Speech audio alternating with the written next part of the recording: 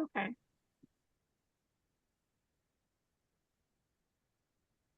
You can All hear me? right. Should Okay. I start? Julie, Let me know. yes. Okay. Yes. So again, thank you so much for inviting me for this little talk. Because of the way that this presentation is on the screen, I can't really see any of the interactions. So Martha, if you could just kind of let me know if something is not going right. But I did want to go over a couple of things today that you may or may not have seen. Hopefully, you haven't seen before. I know some of you have been very, very active in the dystonia world, and so I thought about what could I present that isn't what's been already rehashed, or it had you've been to maybe some of these uh,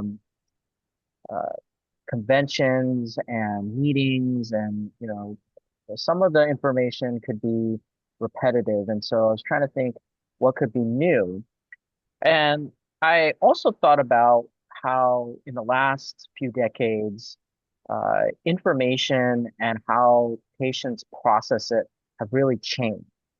uh, if I think back to say 40 years ago, physicians were tasked to be a repository of information because for most people, they did not have access to books, physical books.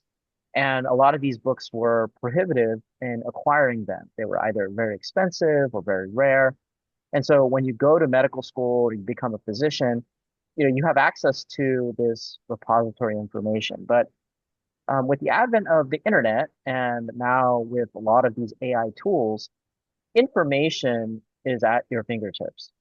And so then, what do patients need or what do patients want in order to empower the folks that are suffering from this disease? I've been an educator. I teach a lot of medical students. I teach a lot of residents and fellows, and I try to instill in them that their job is no longer regurgitation of information. Their job is deduction. Their job is synthesis of the information that everybody has access to. So your utility is no longer, well, here's the thing that you could look up on the internet. That is not as compelling as it was again 30 to 40 years ago. So today I wanted to go over a couple of things that I do in my clinic, practical things that I do in clinic. And my hope is to tie that all in into the grand kind of context of dystonia and dystonia research. And I hope that I can provide you with a different perspective on dystonia because I've reviewed a lot of interviews and presentations and meetings, and there'll be a medication presentation. I know I've done that here as well, but I wanted to go a little bit in a little bit of different path this time. So my hope is that maybe this will be a little bit more interesting to you in 2026, essentially. So we'll get started here. Hopefully this will. So my agenda is pretty simple. There may be some folks in the audience that, may be coming in for the first time. You may not know what dystonia actually is. So I'm going to spend a little bit of time on the definition and what it actually means. And then we're going to talk about the majority of the presentation is going to revolve around circuits and programming. This may not be something that you have heard frequently. And the reason for that is because, you know, a lot of the times the presentations from uh, physicians and experts are indeed neurologists and movement disorders, but they may not have kind of the experience in electrodiagnostics and neurophysiology because when physicians are being trained as a movement disorder specialist, they have a lot of things they need to learn. Their repertoire revolves around understanding the disease, what are the practical treatment options, and then how to counsel our patients. But a lot of folks are not looking at the nitty-gritty circuitry, looking at what that exactly means on a day-to-day basis. It is done to some degree in research, but research is also very disparate. And the thing about movement disorders is that, it is an international, it's a global subspecialty. There are, relatively speaking, not as many of us relative to, say, a cardiologist or something like that.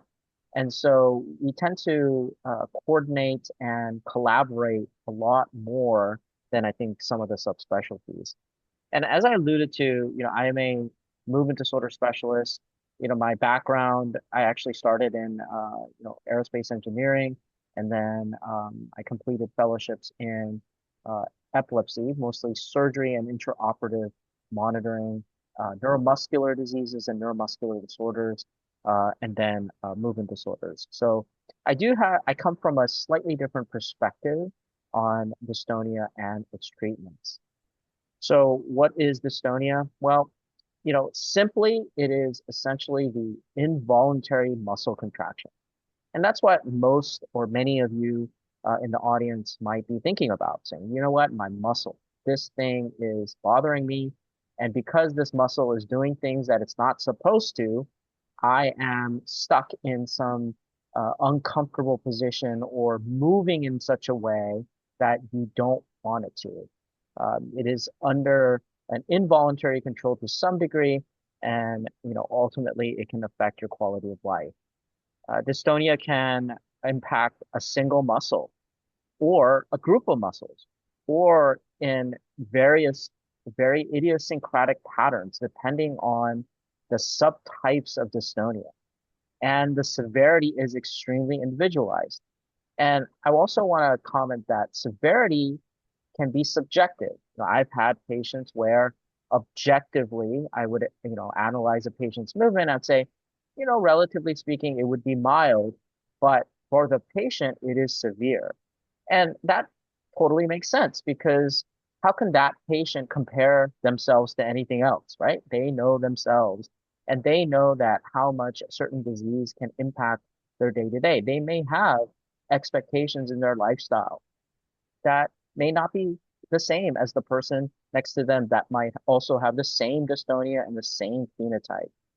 I'll go into this a little bit more, but as y'all know, that the condition can be inherited, so there is a genetic component, or it could be acquired, which vast majority of patients, it's an acquired dystonia later in life. And that is a hint there that kind of tells you that this is going to be a little bit more complex than many diseases. So, when I gave this lecture, I think it was 2 years ago, I tried to explain some of the terminology a little bit.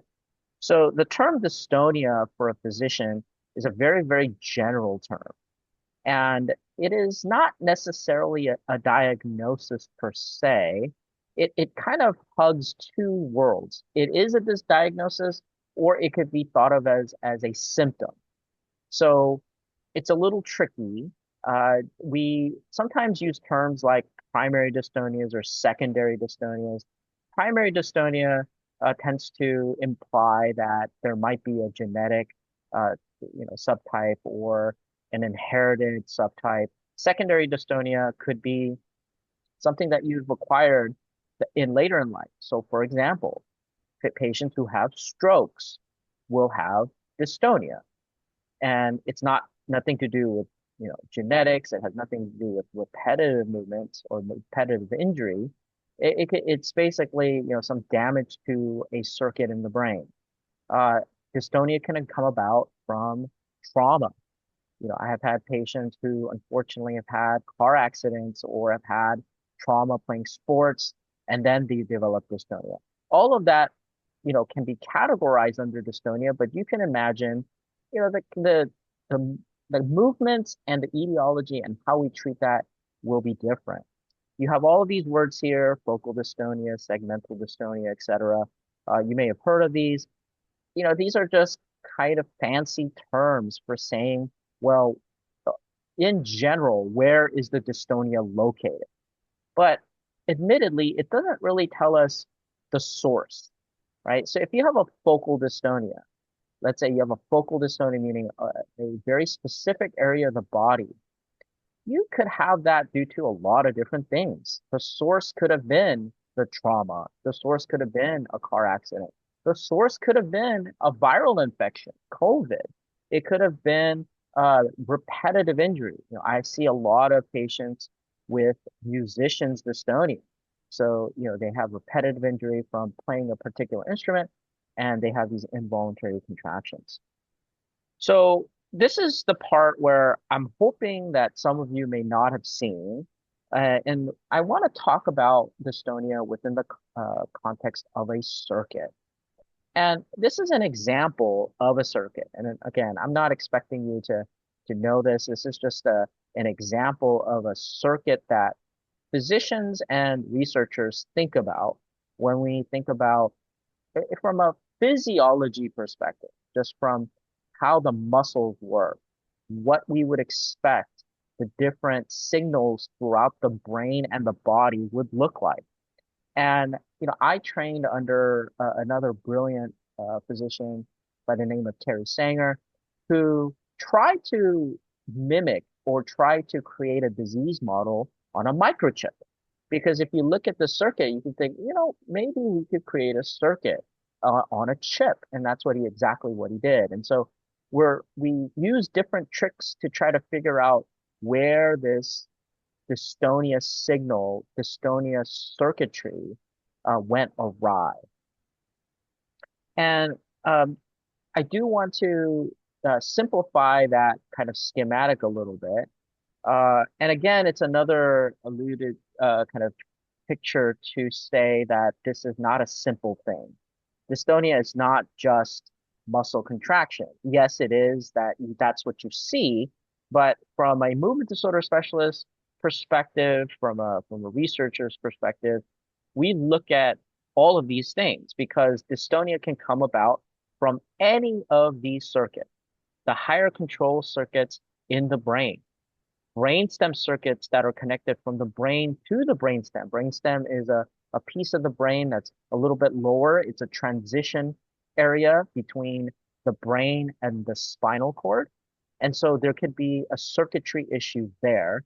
It could be a spinal cord problem. I have a lot of patients who develop secondary dystonia because they have spine disease. They have, a disc compression, all these things that we deal with as we get older, you get the nerve pinch and things like that. That could create a disruption of circuits. And then the spinal muscular circuit. So even beyond that, where it's not just the brain, the brainstem, and the spinal cord, you're talking about the spinal cord and the nerves that go out to the muscle. That circuitry right in that area in the periphery could be the problem. I did want to focus on the programming, and I can't talk about programming without talking about electrodiagnostics. And in the clinic, practically, we use a device called electromyography machine. Electromyography is simply a way to detect electrical potentials in the muscle. Now, the astute audience members out there will probably say, well, that's not going to the source per se. That is true.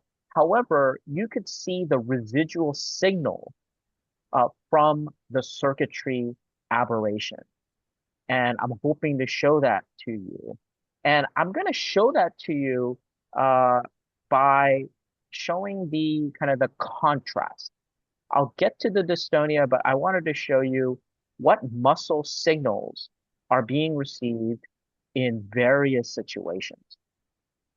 So this first one here, and I'm hoping that you have your speakers on. I'm hoping that you will hear that this little thing here. So this is me putting a needle into a muscle and asking that patient to contract. So they're activating that muscle, and that's what it looks like. I'm going to play that again. So you can listen to what a relatively healthy muscle sounds like when it contracts. For what?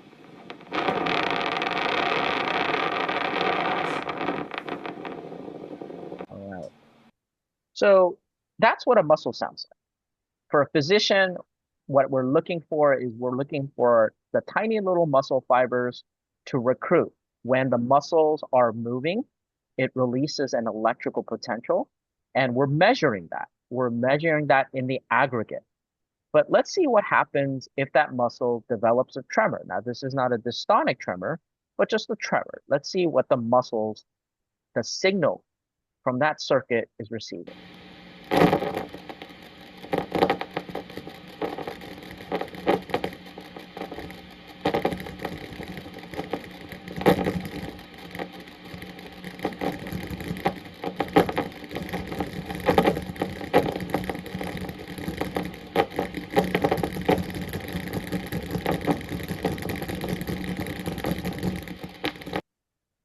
So what you heard there, you heard a singular, well, the needle's in a singular muscle, but you can kind of get the gestalt, the grouping of that muscle contracting uh, together, but in a rhythmic pattern. So that's when the circuit, when when not working, but it's sending a tremor signal to those muscles. That's what it sounds like. Now, this is a faster tremor, and I want you to hear this.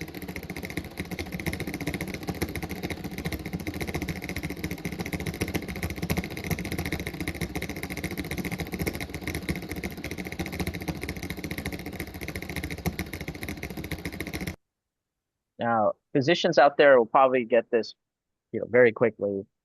They know what kind of tremor this is, but for all intents and purposes, what I wanted to show here is that this is essentially a tremor that's in a group of muscles. It's going back and forth, back and forth, back and forth. Again, this is not dystonia, but I am able to detect the aberrant signal coming. It's proximal to the muscle, so meaning that it's not deriving from the muscle itself, it's coming from elsewhere. And this is what the consequence of that is. Okay. Now, this is just a non-specific muscle evaluation. So, I put this in here because most of the time, my job is to support, ironically, other movement disorder doctors. Because of my training in electrodiagnostics, my physicians, my colleagues will say, well, I can't really, just by looking at the patient, can't tell the difference between, say, this type of tremor or that type of tremor, or maybe is this dystonia or is it just a muscle cramp? I don't know.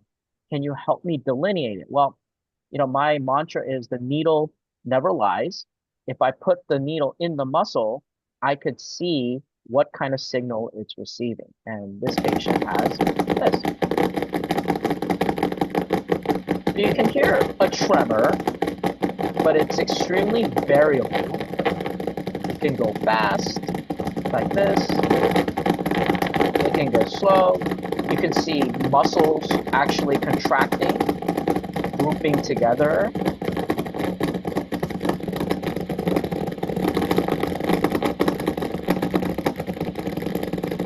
I want you to stretch out. And I ask my patient to stretch. And this is, again, the kind of muscle contraction that you heard when I gave you that first example. When I asked the patient, stretch out, I want to hear your muscles work, and that's what you just saw. This one is actually what we call a psychogenic movement. Uh, this patient had a psychogenic tremor. I put this in here because, I also want to just kind of, it's a plug to say, the term psychogenic does not mean you are, quote, crazy, okay? Psychogenic movements are quite complex. Neurologists categorize these involuntary movements in this field as either psychogenic, factitious disorder, or even malingering. And you may have heard the term malingering. It does have a negative context, but I mean, just from a technical standpoint, from a physician's perspective, we do make these distinctions.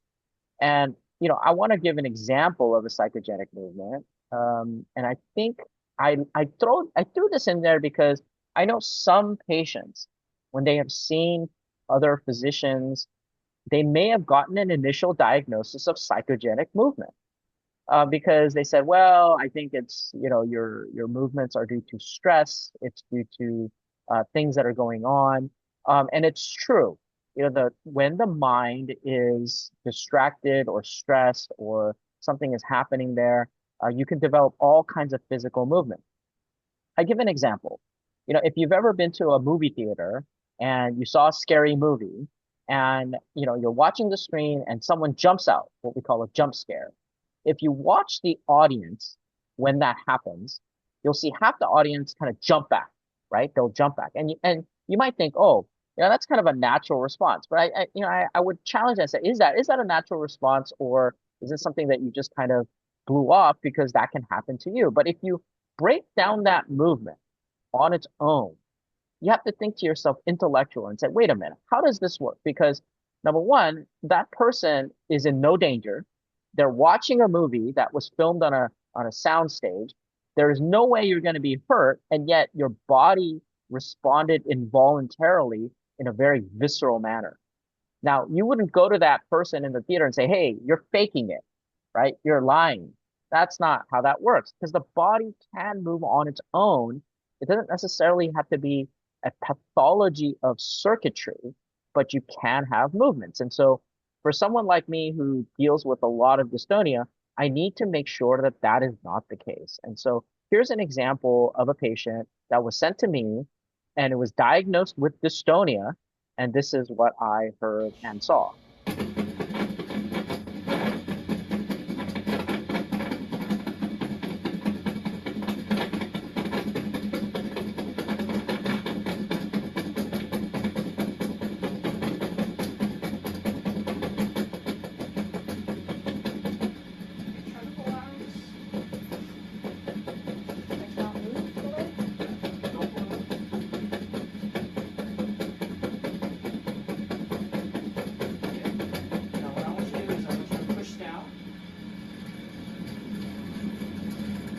You hear that muscle recruitment, normal muscle recruitment. And I do this because I want to see if there's a signal underneath it all. And it just goes quiet. And then the movements might come back. What I wanted everyone to see is that there's a little bit of a chaotic nature. So if you watch somebody have a tremor or dystonia or movement, you're not going to be able to know, you're not going to be able to see the pattern because there might be subtleties. But then if I were to graph this out on a machine like this, I can see what hurts the tremors are, what kind of muscle contractions are being seen underneath it all. And so it really delineates and makes it very clear whether or not something is truly dystonic, which again, this patient was diagnosed with dystonia, or is it psychogenic, or is it something else? Now we're getting to the meat of things. So this is an actual dystonia on a patient, and this is what it sounds like.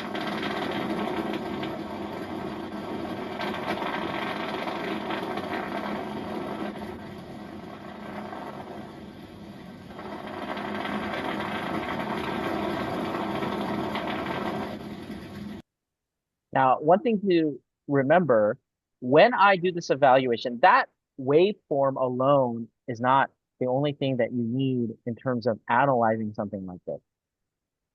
I think the folks that have dystonia, the muscles are moving on its own. So in order to get this signal, I actually had the patient do the opposite of what that muscle was supposed to do. So if a muscle is contracting, you expect the muscle fibers to fire these electrical potentials. But what happened in this situation was I purposely made that muscle completely relaxed and silent. In fact, I was doing the opposite of the maneuver that that muscle was intended to do. And this is the signal that is underneath it all, which means that normally, if that person was sitting there doing nothing and not moving anything, the muscle should be silent. But this is what you see, even if you're not doing anything at all. And that's what you see. And I wanted to give you a second example here. This one's a, a lot of different dystonic signaling, but Right rotation, left splenius capitis. so what I was trying to say there is that Can. I'm doing the opposite maneuver. So I'm not trying to activate that muscle. I'm allowing that muscle to relax. This is what I see underneath it all. I can hear that the signal proximal to the muscle is trying to activate it. This is what I'm seeing. So I'm hoping that that gives you a little bit of a glimpse into how we use electromyography. A lot of the times, our patients will say, well, the doctor was using it and I hear a lot of noise and I put the needle in and I got the injection. Well, that's really good. I think you have to be very careful because the EMG can be used for localization, meaning you can use it to try to identify the muscle at hand. But for someone like me, the problem isn't finding the muscle. If you're a neurophysiologist like me, with neuromuscular background, finding the muscle is not the issue. It's finding the muscle that is receiving the signal I just showed you.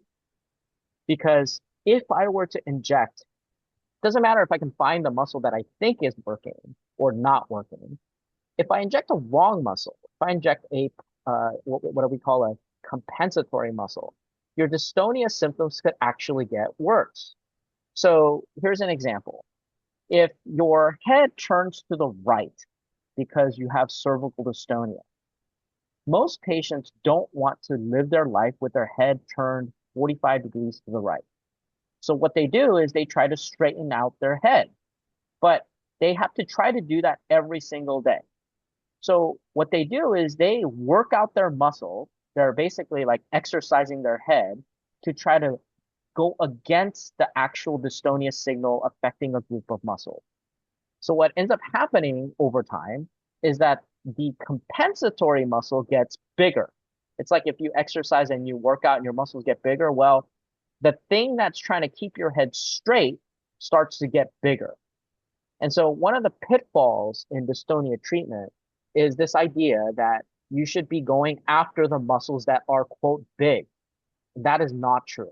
That may be true to a large extent, but it's not true for all patients. Because again, you don't know if that muscle is compensating and that's why it's so big, or it's big because your brain or your spinal cord or your brain stem or your spinal muscular circuits are sending signals 24/7. So that's the very important thing that we need to understand. And there's been this kind of discussion about ultrasound versus EMG. Which one is better? Which one should I look for? If a doctor says I use this, is it good? Is it bad? What do we say? Well, I look at this and say the electromyography is looking at signaling, and EMG can also be used to localize the muscle. Sometimes physicians want to be very accurate, or your dystonia might be in an area where there are a lot of different types of muscle, and they need to be very careful because either the muscles are in a delicate area, there are structures they want to avoid.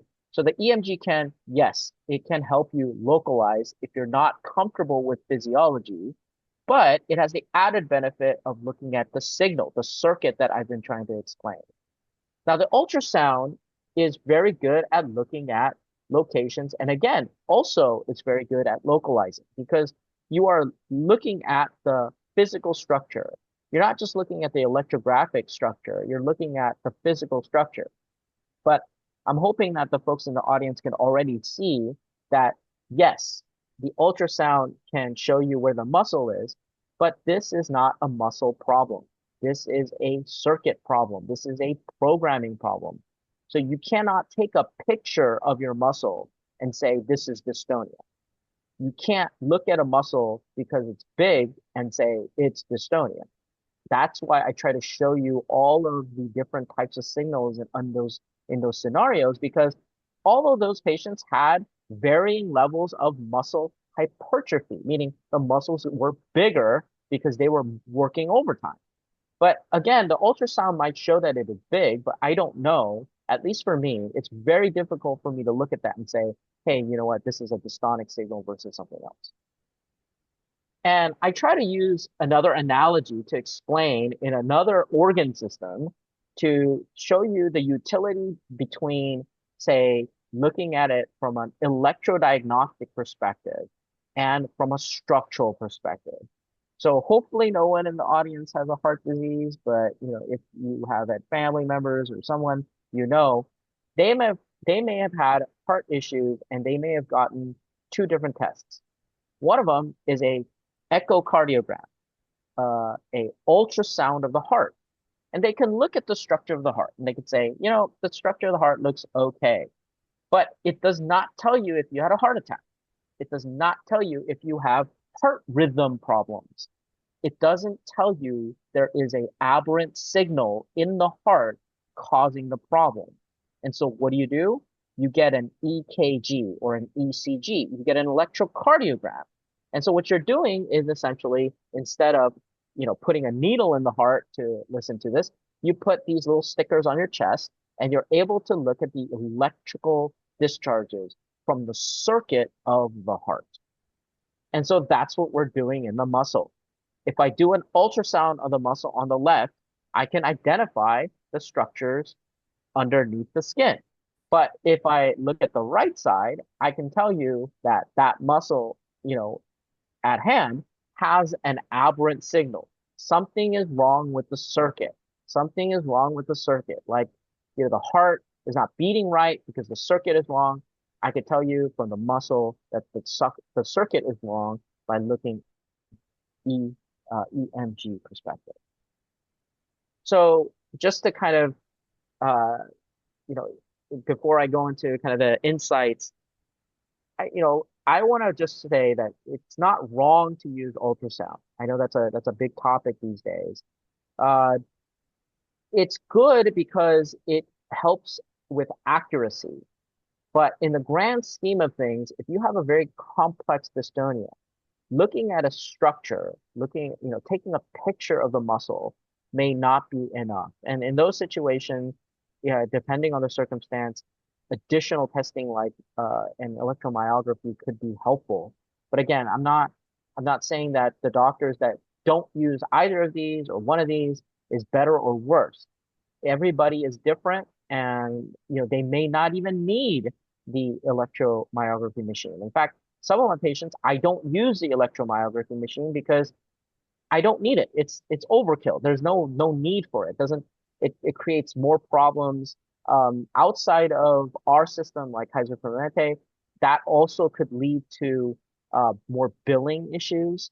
I mean, these machines, they will charge you for using these machines. And so again, I'm not saying you have to use it. It could be useful, but I'm hoping I can tell you from this presentation where it could be useful. We looked at, because of these circuits, we looked at MRIs of everything, meaning MRI of the brain, MRI at the dystonia muscles at hand. It doesn't really show structural changes. Again, another reason why there's a difference between using ultrasound and looking at these circuits. You don't see it. We've scanned thousands of patients with dystonia. And most of the time, we want these things to be, quote, normal. We want it to be unremarkable for us to actually get the diagnosis of dystonia. Because heaven forbid, if you have an infection or a tumor or something like that, those things need to be addressed. The current model of dystonia is what I have been alluding to. It is the disorder of motor network connectivity. Again, it is a circuit problem. They are looking at, we know that there are genetic subtypes. Dystonia, because of its complexity, I explained to you all the different types of primary and secondary dystonia. It is very complex, but we are trying to chip away at it. And we looked at what we call the monogenic form. So unfortunately, children get this type of dystonia called DYT1. They are looking at that specific thing and saying, how do we conceptualize the circuit aberration in those patients? Right now, A lot of my patients will say, well, what's out there? What's available for you? Unfortunately, all the treatments right now is merely symptom management. So yes, I could listen and see the aberration of the circuit. I can see what signal is coming to that muscle, but I can't go back to that signal and nip it in the bud. What I'm doing is I am having to deal with the downstream effect, the muscle issue. So what do? We use things like botulinum toxin, botulism. We create botulism of the muscle. It is a toxin that paralyzes muscle. So the idea is, you know what? We can't really stop the signal, but the muscle is moving on its own. Maybe if we can paralyze it enough, my patients can have a quality of life. A lot of oral medications, pharmacologic therapies, again, these are unfortunately not getting necessarily at the core, although, that's an asterisk.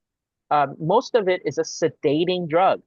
It slows things down. It doesn't slow down that specific dystonia. It slows everything down. And so some of you may be on medications like clonazepam or lorazepam or any of these drugs. And you might say, well, I feel a little tired. I feel sleepy. Well, it's because we can't really get to the heart of the circuit. We're just slowing everything down. Deep brain stimulation surgery, the idea is to actually finally go to the circuit and see if we can interrupt those circuits. And we definitely do those types of surgeries. It is an extreme surgery in most situations because nobody wants brain surgery. But, in a select group of patients where if the symptoms are severe enough and patients understand the risk, we would go down that pathway. Physical therapy, I can't emphasize this enough. Physical therapy is important because I kind of alluded to the compensatory muscle.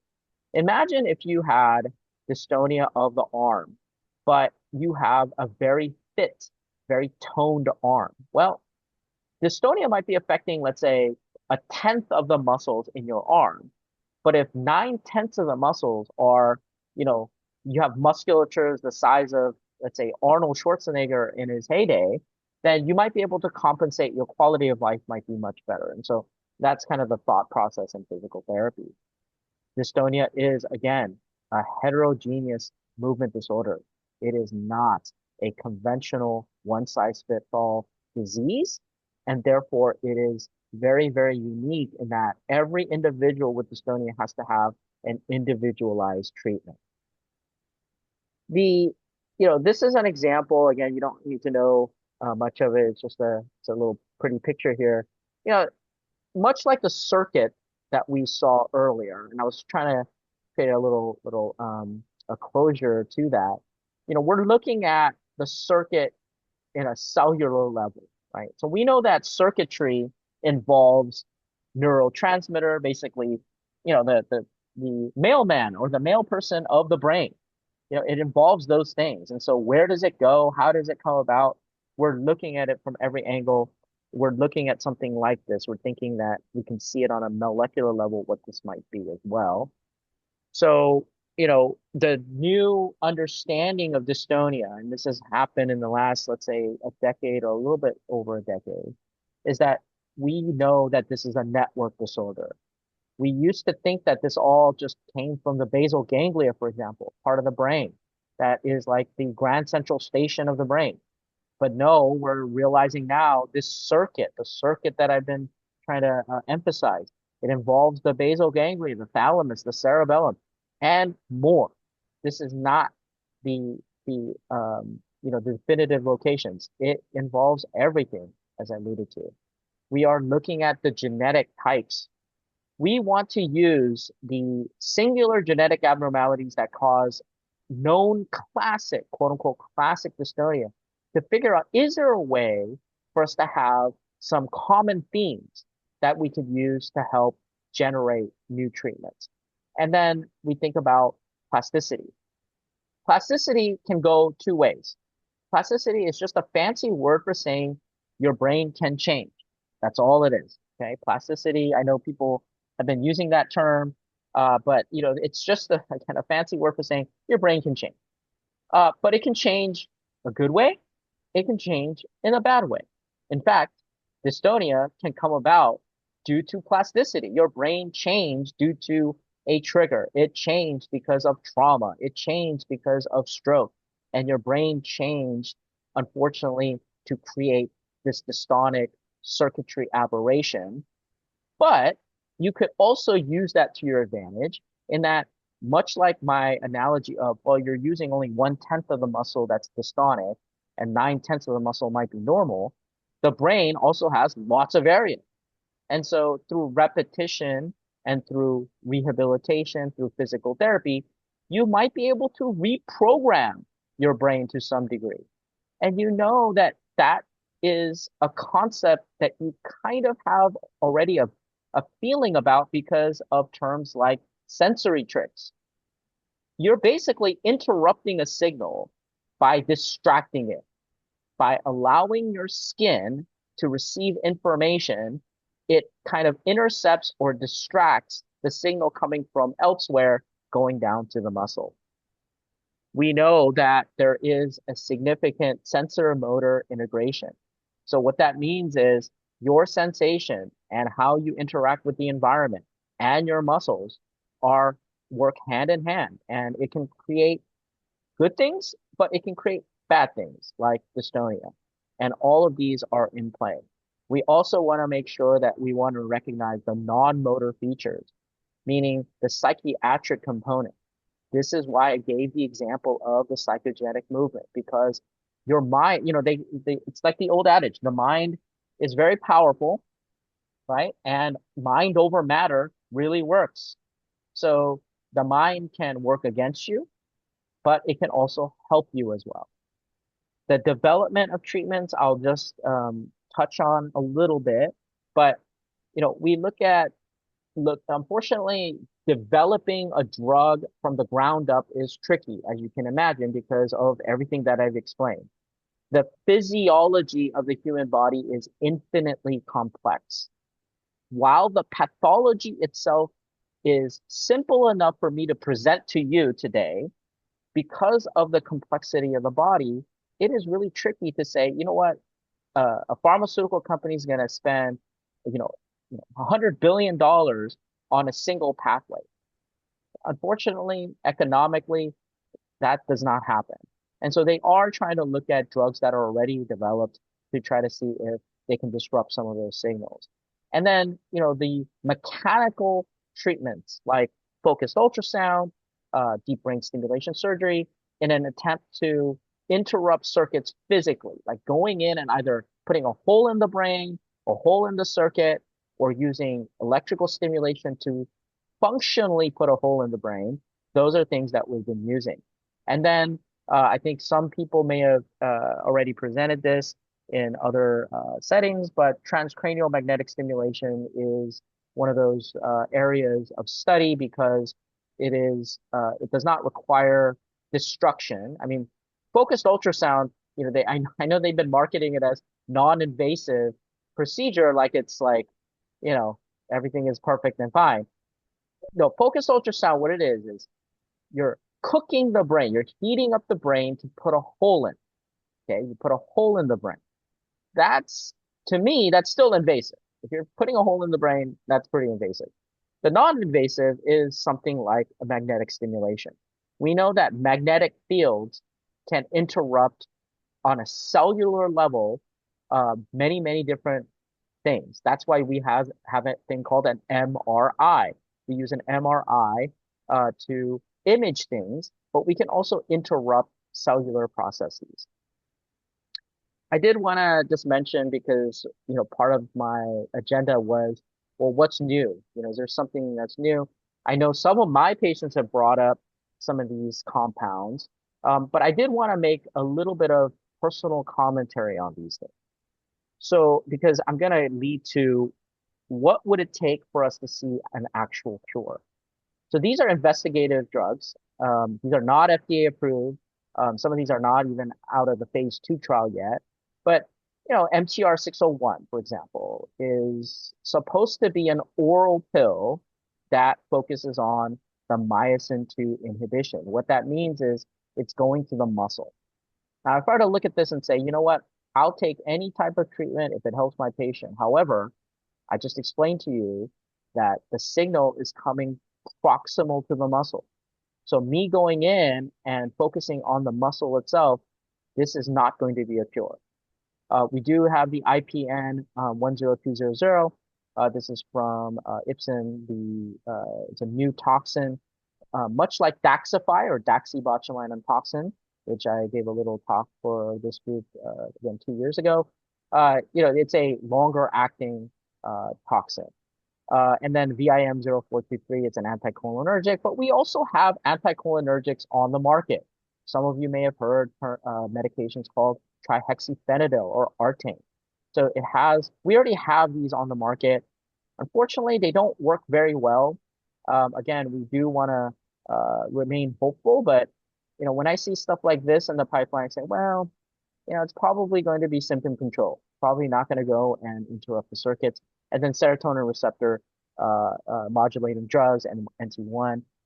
We do, again, have antidepressants, which modulate serotonin. We have serotonin boosting drugs. We have serotonin drugs that strip serotonin. From what I have seen, modulating the serotonin has not caused, that much of an improvement in the circuit issue. It can provide some quality of life improvement, but this is kind of what I think a lot of support groups have discussed. These are kind of the big ones that got a lot of limelight in the last year. So it leads us to then what does a cure actually look like? And I'm going to give you my personal take on this. Knowing the physiology, knowing the pathology, knowing the circuits that are involved in dystonia, this is kind of my vision of what a cure must look like. The cure has to have three things, okay? It has to stop the genetic abnormality, whatever it is. It's not just DYP1. So meaning if the genetic abnormality creates some kind of cascade of chemical imbalances, neurotransmitter imbalances, if it causes circuits to break, if it causes circuits to go into a feedback loop, we need to be able to stop it at its core. And this might seem like it's over your head, but stick with me. I want to segue this into kind of my patients who are very proactive and want to empower themselves when they're talking about clinical trials here. But the second thing that you need to do is you need to be able to either physically or pharmacologically stop the signal. So let's say you can't get rid of the genetic problem. I'm hopeful that that's not going to be the case. We have gene therapies in the pipeline for a lot of different diseases, not necessarily for dystonia, but as soon as those things become more conventional, then, perhaps we can actually go to the core. But, beyond that though, if you can stop the signal from even getting to the muscle, that's a cure. That's what we need. We need something that can stop that signal. The signal that I showed you on that EMG, the repetitive sounds that you heard, I don't want to hear that in the muscle. I want to stop it proximal to that. And then the third is if you're damaged, like if you had a stroke or you had trauma and you have dystonia as a result of it, you need to be able to repair that circuit or get it under voluntary control. Meaning that involuntary, tapping, that muscle signal that you're seeing, you need to be able to control that. You need to be able to stop that. And you need these three things for a cure. And the reason I bring this up is because a lot of my patients will ask, is there a clinical trial? Is there a clinical trial? What do you think about this drug? What do you think about this drug? And first I ask this question. I say, you don't have to tell me, but I want you to ask yourself why you're asking this question. Are you asking this question because you want to contribute to mankind? You want to be very altruistic. You want to, allow your body to be part of the scientific process. If that is that noble goal, and again, I'm not trying to, cast judgment here, but if that is what you want to do, by all means, I would say, please participate in whatever trials you feel could be helpful. Having said that, though, and if one were to be honest with themselves, a lot of patients will say, well, I want to be there at from the ground up. I know that these drugs take a million years to get approved. What if, there's a what if. What if I start early? Wouldn't that be helpful?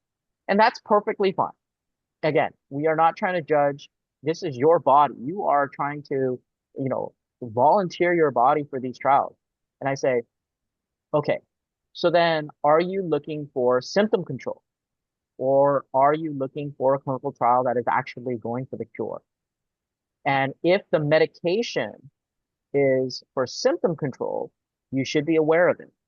Much like the ones that I just explained to you, the ones without even the brand name yet, or even the scientific name yet. It just has letters and numbers. Those are symptom control. So is that what you want? Is that compatible to what you think about when you say you want to be participating in a clinical trial? Again, there's nothing wrong or right. I just want you to be aware and I want you to be honest with yourself in that regard. So just as a summary, dystonia is too broad of a term. I try to, in this very short period, explain to you that this is not a simple thing where, even my patients, I know there are some of my patients in the audience today. We just can't sit there and explain to you the details of all of this, the stuff that we know, the stuff that I know when I say the term dystonia. Sometimes we just have to use that term because I can't sit here and say, well, you have a circuitry problem from the brainstem and cortical circuits and blah blah blah. Can't say this is dystonia. But we also know that the definition is evolving. We know because it is a heterogeneous disorder. We know that the etiology is infinitely complex. We know that there are multiple permutations of dystonia. The definition itself is changing. And we desperately need disease models. Disease models meaning whether it's, an animal like a transgenic mouse, whether it's a robotic circuit like my colleague Perry Sanger uses. We need a better disease model because we can't even start the testing of drugs if we don't have a very good model.